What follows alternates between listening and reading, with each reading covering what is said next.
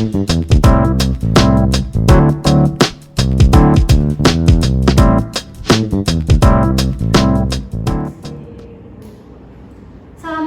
warahmatullahi wabarakatuh. Halo teman-teman semuanya, kita bertemu lagi di Posma, podcast mahasiswa batch pertama bersama saya Nurul Rahmawati dari staf divisi keilmuan yang akan menjadi host pada acara podcast kali ini. Seperti podcast yang sebelumnya, kita sering-sering nih dengan tema dan narasumber yang menakjubkan. Nah, di sini saya akan ditemani oleh narasumber kita yang tidak kalah menakjubkan nih, Mbak Suci Novia Ramadhani. Halo Mbak Suci. Halo. Gimana nih kabarnya? Alhamdulillah sehat. Mungkin dari Mbak Suci bisa nih perkenalkan diri dulu ke teman-teman yang ada di rumah. Assalamualaikum warahmatullahi wabarakatuh. Perkenalkan, nama saya Suci Novia Ramadhani dari Universitas Muhammadiyah Metro Lampung. Saya dari Prodi Manajemen semester 5. Nah, itu perkenalan singkat ya teman-teman dari Mbak Suci. Mungkin dari kalian ada nih mau yang kenal lebih dekat atau kepoin Mbak Suci. Boleh nih Kak, nama Instagramnya apa coba? Nama Instagramnya itu suci_NPR. Nah itu ya teman-teman, bagi kalian yang ingin kenal lebih dekat dengan Mbak Suci. Langsung aja kita mulai mengenai podcast kali ini. Apa sih Mbak program PMM itu? Dan biasanya durasinya itu berapa bulan atau berapa semester? Program PMM itu adalah program Pertukaran Mahasiswa Merdeka di bawah naungan Kemendikbud. Program itu di dalam negeri dan kita bisa mengikutinya antar pulau. Kita dari pulau satu ke pulau lain, kita bisa mengambil lintas prodi.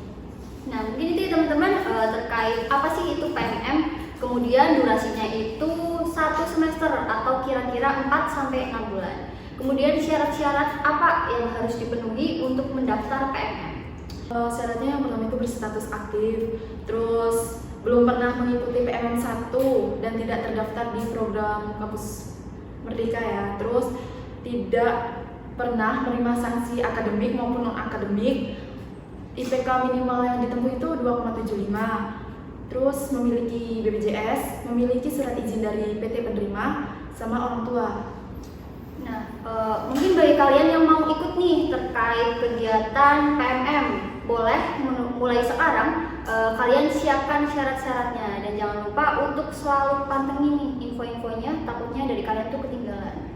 Kemudian, apakah program ini hanya diperuntukkan untuk jenjang S1 saja, Mbak? Untuk sekarang ini program Pertukaran Mahasiswa Merdeka hanya diperuntukkan untuk S1. Mungkin kalian bisa pantengin nih Instagramnya Pertukaran Mahasiswa Merdeka. Di sana bakal update apakah boleh untuk jenjang selain S1. Nah itu teman-teman, mungkin saat ini untuk kegiatan PMM hanya bisa diikuti oleh jenjang S1 saja. Apakah SKS yang diambil saat Pertukaran Mahasiswa Merdeka itu bisa ditransfer ke dalam keseluruhan SKS yang ada, baik itu mata kuliah wajib, mata kuliah peminatan. Misalnya nih Kak, ada salah satu nilai yang dianggap kurang sama kakak, itu bisa nggak sih dikonversikan kembali dengan adanya kegiatan PMM? Alangkah lebih baiknya kita konsultasi terlebih dahulu kepada Kaprodi. Untuk SKS yang mata kuliah wajib atau peminatan itu kita lebih baik konsul apakah boleh kita mengambil mata kuliah itu dan apakah akan dikonversi. Karena jika tidak ada komunikasi dengan Kaprodi, takutnya nanti tidak akan dikonversi. Oke, itu dia teman-teman. Lebih baik kalian konsultasikan terlebih dahulu dengan Kaprodi kalian. Kemudian, apakah wajib nih Kak ambil 20 SKS dalam program ini? Sebenarnya dibilang wajib ya wajib, dibilang nggak wajib ya nggak wajib. Karena sesuai ketentuan dengan prodi asal kita.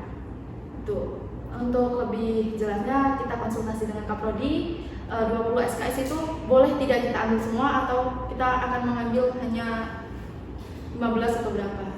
Oke, dari kalian mungkin setiap prodi itu memiliki ketentuan SKS yang berbeda ya teman-teman. Jadi dari kalian harus konsultasikan kembali mungkin dengan dosen PA dan jangan lupa konsultasi dengan Kaprodi. Kemudian biaya apa aja nih Kak? Biasanya nih banyak yang tanya terkait biaya. Mungkin biaya apa aja yang bisa ditanggung oleh pemerintah mengenai program ini? Biayanya itu biaya kedatangan, biaya akomodasi, biaya hidup. Terus juga kita mendapat biaya asuransi yang mungkin teman-teman lebih suka lagi, kita mendapat potongan untuk potongan biaya itu di semester kita mendapat potongannya 2,4 juta. Oke, banyak sekali ya teman-teman. Mungkin dari kalian boleh nih daftar yang mau tambah-tambah uang gitu, uang saku ataupun uang lainnya. Tapi jangan lupa ya, dibelanjakan sesuai dengan kebutuhan kalian.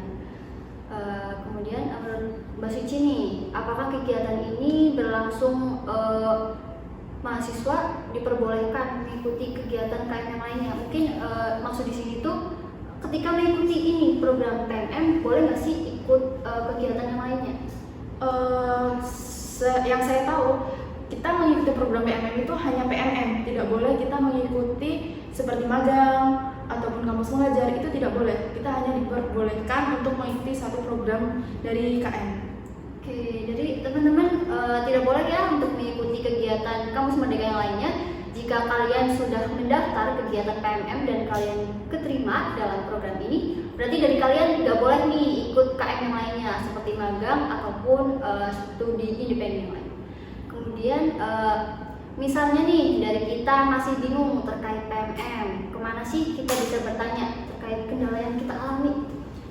Mungkin kan gini, kita di atas kita tuh ada yang ikut program PMM, kita bisa bertanya dengan kakak tingkat kita, terus kita juga bisa bertanya langsung di akun Instagramnya pertukaran mahasiswa. Di situ dia tuh bakal menjawab, tidak mungkin tidak menjawab, tapi ya agak slow respons sih. Nah, gitu ya teman-teman, mungkin dari kalian masih kebingungan nih, bisa tanya-tanya ke Mbak Suci ataupun cutting yang lainnya. Mungkin dari teman-teman sekalian tuh ada nih yang udah pernah daftar PMM. Pertanyaan selanjutnya ya Kak, apakah mahasiswa di luar perguruan tinggi di bawah naungan Kemendikbudristekdikti boleh ikut mendaftar program PMM? Nah, untuk saat ini ya Kak, program PMM 2 ini hanya dapat diikuti oleh mahasiswa dari perguruan tinggi di bawah naungan Kemendikbudristekdikti. Oke, berarti UMP bisa nih Kak sama kampus kakaknya, soalnya udah di bawah ini naungan Kemendikbudristekdikti. Boleh banget Kak. Oke, bagi dekting semuanya atau yang lainnya mau ikut boleh, soalnya kampus kita ataupun kampus Mbak Suci ya itu udah di bawah naungan Kemendikbudristekdikti. Menurut kakak nih plus minus kegiatan PMM apa aja nih? Mau plusnya dulu atau minusnya dulu nih? Plusnya dulu. Plusnya, kita bisa mengenal teman dari berbagai daerah. Ada yang dari Sabang, ada yang dari Maroko juga pasti ada. Terus kita juga bisa nih belajar di luar kampus kita. Seperti kita menginginkan nih kampus yang kita impikan, tetapi kita tidak bisa mencapainya. Nah, adanya PMM ini mungkin kita bisa mengikuti di kampus yang kita impikan yang tidak tercapai. Nah, begitu ya teman-teman, mungkin dari kalian kepengen nih keluar Jawa, karena di luar Jawa juga banyak nih kampus yang bagus ataupun pemandangan yang bagus nih dari kalian, biar bisa sekalian liburan gitu ya teman-teman. Kemudian pendapat Mbak Suci tentang kegiatan PMM itu apa nih, misalnya recommended atau enggak? Kemudian kalau misalkan recommended itu menurut Mbak Suci alasannya apa nih Mbak? Menurut saya itu rekomen banget sih, karena kan kita bisa jelajah nih, nggak hanya di zona nyaman kita, hanya di pulau yang kita tinggalin nih. Terus kita juga bisa mengenal teman dari berbagai daerah, kita bisa mengetahui bahasa daerah mereka. Ya walaupun kita nggak tahu nih bahasa mereka tuh apa gitu kan. Oke, mungkin itu ya nilai plus dari Mbak Suci. Kemudian untuk minusnya nih Kak, apa nih Kak? Minusnya? Minusnya ya satu, jauh dari orang tua nih. Nah mungkin dari kalian ya plus minusnya ada sendiri, dan dari kalian itu ingin sesuatu yang menantang ataupun banyak nih, mungkin dari kegiatan PMM ini lebih banyak plusnya, dan dari kalian yang ingin keluar dari zona nyaman boleh nih ya Kak ya? Ya boleh banget. Oke, kakak sendiri dari luar Pulau Jawa ya Kak ya? Kemudian yang menurut saya itu butuh keberanian nih, karena tadi ya jauh dari orang tua. Nah boleh nih minta tips-tipsnya dari kakak mungkin buat mahasiswa yang lain? Tipsnya keberanian itu sebenarnya dari niat kita sendiri. Kita mempunyai niat nih untuk belajar di pulau lain, kalau kita tidak mempunyai keberanian gimana? Jadi kita tumbuhkan dulu keberanian. Aku ingin mengikuti program ini. Jangan sampai ingin tapi di dalam hatinya tidak ingin. Dan terus restu orang tua juga itu penting. Nah itu itu teman-teman, dari kalian harus mendapat restu dulu dari orang tua, kemudian yang paling utama itu niat dari dalam hati kalian. Gitu ya kayak. Oke. Kemudian tips-tips nih buat teman-teman sekalian di rumah agar bisa lolos kegiatan PMM ini. Tipsnya itu kita cari dulu persyaratan, jangan sampai udah mepet nih pendaftaran itu, persyaratan kita masih ada yang kurang. Terus jangan sampai teledor apapun persyaratan itu. Yang pertama jangan lupa berdoa, minta restu orang tua. Terus yang satu lagi, karena ini hoki-hokian, teman saya juga ada yang persyaratan semua udah, tapi dia tidak lolos. Jadi yang kita lolos, kita harus bersyukur banget, kita pergunain dengan benar. Oke. Dari kalian mungkin itu bisa ya jadikan tips-tips untuk kalian, yaitu dari mungkin doa orang tua ya, coba yang paling utama Kak. Kemudian dari kalian yang paling penting syaratnya nih, dan kalian jangan lupa itu kembali lagi pantengin infonya. Kalau kalian udah siapin syaratnya, tapi kalian ternyata telat nih Kak, nggak bisa daftar ya? Nggak bisa. Nah, kayak gitu ya mungkin teman-teman. Gimana nih teman-teman? Mungkin udah ada yang tertarik terkait program PMM ini. Bagi kalian bisa banget pantengin atau akses dan daftarkan diri kalian melalui laman kampusmerdeka.go.id atau pmm.id. Nah, dari sesi podcast kali ini mungkin kesimpulan dari saya yaitu pertukaran mahasiswa merdeka atau PMM adalah program pertukaran antar mahasiswa dalam negeri selama 1 semester dari satu pulau ke pulau lain. Baik itu satu prodi ataupun lintas prodi, gitu ya Pak ya? Iya. Kemudian adapun syarat untuk kegiatan PMM ini yang harus kalian siapkan nih, harus lengkap ya teman-teman. Itu harus berstatus aktif dan tengah menempuh semester 3 ataupun lebih boleh.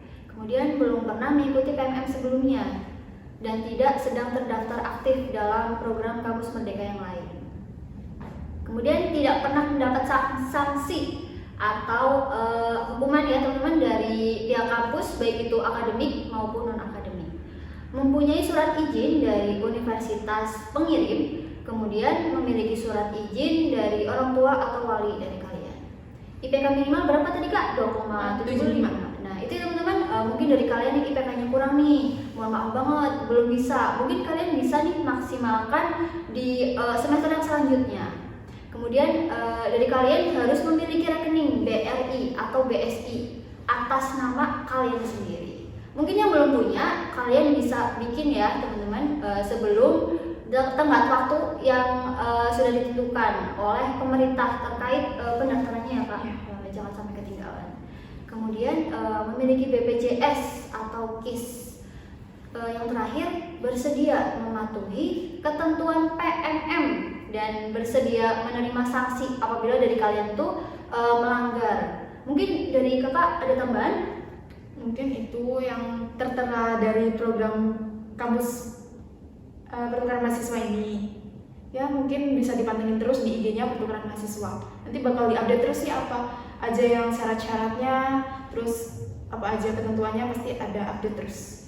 Oke, mungkin itu aja ya teman-teman dari kita. Barangkali dari kalian ingin bertanya-tanya mengenai PMM, boleh nih chat Mbak Yuci aja ya Mbak, boleh kan Mbak? Boleh.